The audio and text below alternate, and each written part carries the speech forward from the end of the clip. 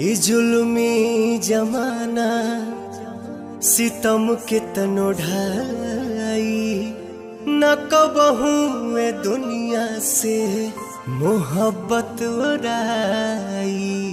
और जब रोग हो जे जानी उजानी कदर बेकदर के समझ में न आई।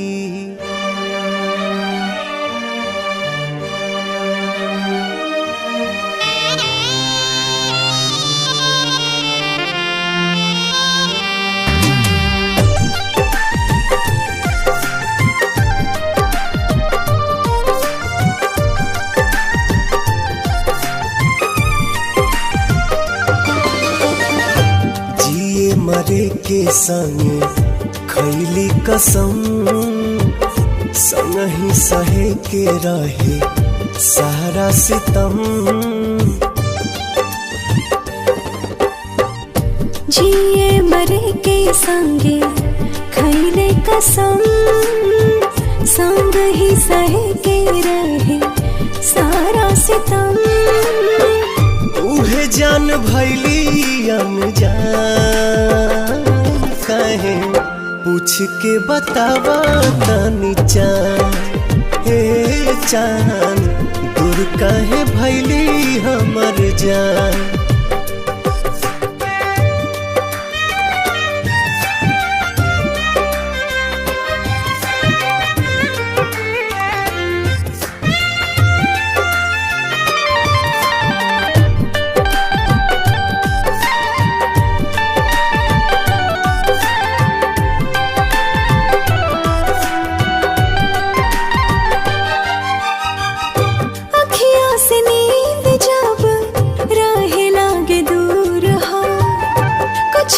जरूर हाला नैन के कसूर हो। हाँ, काहे के प्रीतिया बनौले भगवान हो। प्रेमी सतावल जाला बाटे परमान हो। ना जाने कैसन बा दिल के जरूरत हो। हर पल निहारेला उनके ही सूरत हो। टूट गइल सारा अरमान काहे पूछ के बतावा तनी चान। हे चान दूर काहे भैली हमर जान।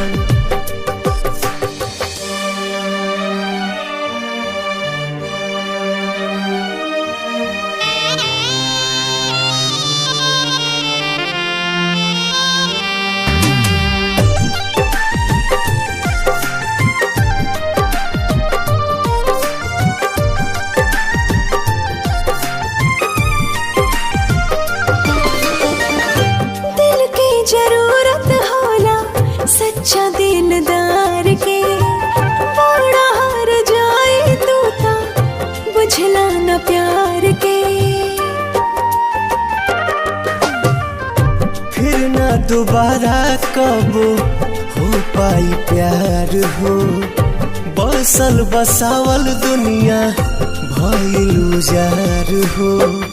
सपनों में ना सोचनी ऐसन कब होई दिल भर के याद में अखियाँ कब रोई।